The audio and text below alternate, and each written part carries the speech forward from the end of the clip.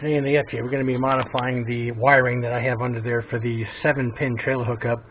Unfortunately, the FJs come with the wiring in a little packet that you have to dig out under there for the 4-wire, but I want to get the 7 in there. And the center, which is the backup lights, I never ran any power off the backup light signal. So I did run some for the full-time 12 volt. Another ground and all that neat stuff coming up from the engine compartment, but I do not have anything for the backup. So that's what we're going to work on today, trying to get this signal down and wired in so that I'll have that. This is for certain trailers that are out there that have backup lights, or even have a backup light circuit activated backup camera, and that's what I want to be able to have this for. Since the left side is where I have most of the wires going down through this grommet that hides right in here, that's the one I'm going to be tapping into. So in order to get some tracing done, I like to use like a little plastic pry. Get in there, take this cover off. Of course, this one here has the 2 tabs, and that allows me to get in there and actually start trying to figure out which wire I need to tap into. So what I found is up there in that top one, there is a red and yellow striped wire. That's the one I need to tap into. I can tap it up in there. That's kind of a tight fit. So I'm going to try to come down here into this area here. I'm thinking it's up inside here. Now there is a clip, kind of looks like this, with a tie wrap built into this that goes around this bundle here. And what you can do is what I did. I went ahead and just took this off, and you basically turn it, and it seems to come out pretty easy if you just turn it, and then it'll snap back in. But that little channel right there, I'm just going to run another tie wrap through there, and that'll hold it all in place. That way it'll still look factory on this side. So right now I need to get into this big wiring bundle here, and it looks like it has another fastener on it I need to remove so I can move this around better. You guys know by all the wiring I do on some of my videos, I always have lots of stuff. This is fairly inexpensive, 1/4-inch covering for the wire, like a wire loom, which is kind of nice. So that's what I'll be doing to protect the wire, also dress it up.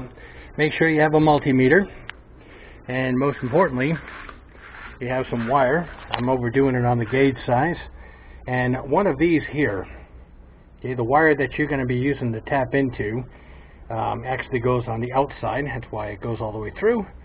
And this wire here that it's going to be fed through that little silver connector once you close this down is what I'm going to use. I kind of overdid the length. I'd rather have too much than too little, otherwise everything is for nothing.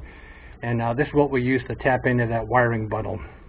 I do believe I found it, so let me show you guys where that is. Okay, there is the McDonald's color there, which is the red with yellow. That's the one we're going to use the tap into. So the first thing I'll do is I'll make the connection, and then I'll go ahead and turn on the backup lights, and then make sure I have the right circuit. So that is the setup right there. That's all tapped in. Of course, I'll tie wrap that before I put the wiring loom cover from the factory back over it, and then I'll add some wiring loom to basically get over here and go down through this grommet so I can get this wire out. But that's the way I did it. Now the big thing is going ahead and checking to make sure, using a voltmeter, it is the correct wire. Alright, so there's a nice shiny screw right there that made a good ground. Again, this is tapped in. I just came over here to the end of the wire, and it worked. It read about 14 volts. I guess that's what the circuit is. And then check it out of gear, got the backup lights off, and 0 voltage. So that is exactly what I need. So what I need to do now is kind of clean this all up, make sure it's all not only tidy, but it's also secure. Get some tie wraps back on there, get that one clip back on there, and get this wire down through this grommet so that I now have this circuit underneath. And then we'll crawl underneath the vehicle and work on getting this wired up. But at least I finally have the circuit. So with that tapped in, again, there's a little hole back here. I'll actually show you guys more once I get this cleaned up so I can get all the loom out of the way. And this is what came out of there, and it kind of sits like this. There's a hole that's oblong, and I just basically pulled the ears back. They didn't snap off, so that'll go in. This holds the washer fluid, and this one here will hold the bundle. Again, whenever I have something and I can take it apart, I usually cannibalize parts off of anything before I throw it away. And I had this reusable tie wrap. Went through the bottom where the old tie wrap was built into this, and at least with this one here, if I ever need to, I can just undo this, get that wire bundle out without ever having to take this out again, so I never have to worry about this thing breaking. So this is one of the ones that'll be pushed in. But this is how you can reuse it. You can use just a regular tie wrap. I just happen to have this reusable one. Alright, so there is my reusable strap. That way I never have to pull that clip out again. Put a little bit of tape around it down here where this basically goes into it. It's up underneath this wiring loom from the factory, and then there's a piece of a wire tie right here holding that in place so it doesn't pull out. Of course, I need to go ahead and tidy up the rest of this, but that's where we're at so far.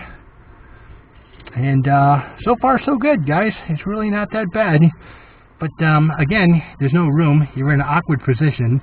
I'm a big guy at 6'4", so just trying to get my hands in here and get this all sorted out. Before I do anything, right now I'm going to go ahead and test it one more time. There's nothing worse than tying this all up, making it look nice, and all of a sudden you find out your wire pulled loose. So I'm going to do that one more time real quick. And then we'll get this tidied up. I'll show you guys, and then we can get this panel closed up and then get underneath the vehicle. First I'll have to take a coat hanger, push it up from the bottom through this grommet so I can attach this and pull the wire plus the wiring loom all the way through. One of the things to remember when you're pulling this through a rubber grommet because of the friction, it doesn't hurt to keep spraying a little bit of some sort of soapy spray. I just happen to have Fantastic on hand, and that way it lubricates it as it goes through. So far so good. Let me continue pulling this through.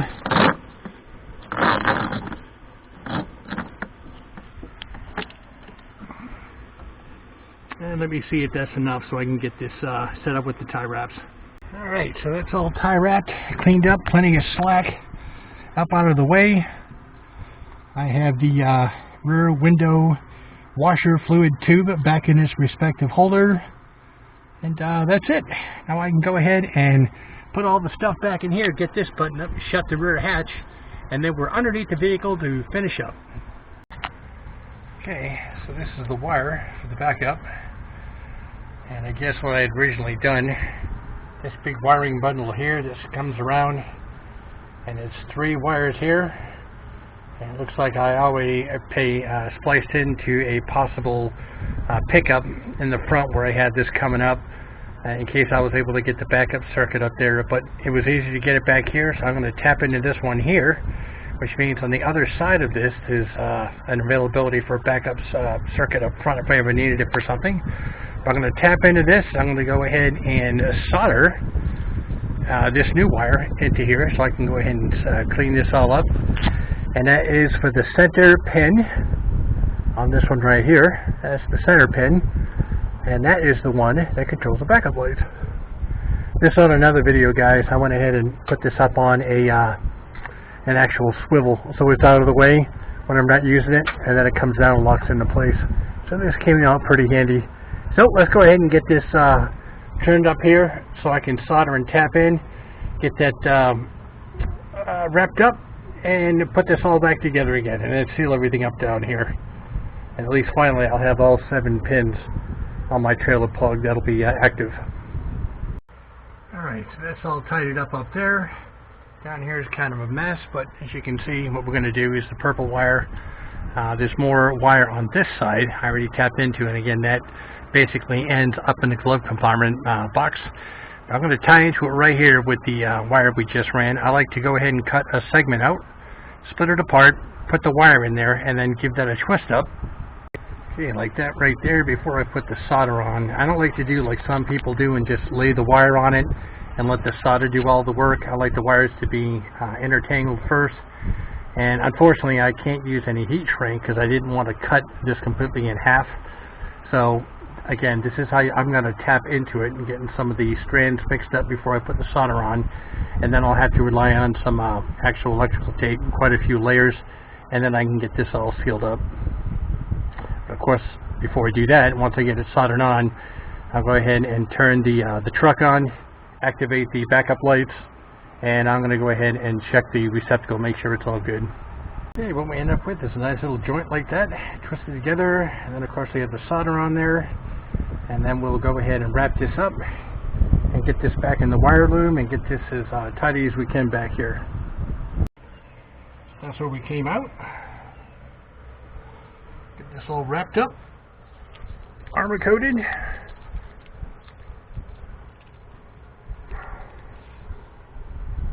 Right into the old receptacle here, and again, this folds up out of the way when you don't need it. That way you don't lose any clearance and none of that stuff. But that's the mod, guys. I might wrap just a little bit of tape around this little bit here and then put that back in. But this is what comes with the vehicle for 4-pin, and I had to run all this other stuff, including a line all the way up into the engine compartment. And the best way I found, guys, is to just run it inside the frame. I got a big piece of extension cord with number 10 wire, and it's 10-3. Put this armor coating stuff around it, ran a snake and pulled it all the way through. It was the best way to get it back here inside the frame, and then brought it all around here instead of trying to run it underneath and tie wrap it and all that stuff. It's better just to lay it inside the frame. So that's it. I now have all 7 pins active, and of course the 4-pin is up here. That's it, guys. That's how you can basically tap into the brake light circuit in case you need it for any reason, especially if you're doing something like this. And again, a lot of trailers, if you want to get the backup camera, they need that circuit to activate things. So, not to mention, a lot of trailers also have backup lights. Well, that's it. It took a little while. It takes longer to film it than it does to actually do the job. But that's basically how you can do it. And by the time you're done, it doesn't look too bad back here. And here's some factory stuff here. So what I did actually came out nice. This was a snorkel. That's on a different video, and I actually ran it up inside the vehicle in the other grommet. It goes inside, not out here someplace, not all the way up over the transmission into the engine compartment. It actually goes inside the cabin. So that's it. So you know what to do. Like, subscribe, hit that bell notification for further content, and we'll get this on YouTube as soon as I can.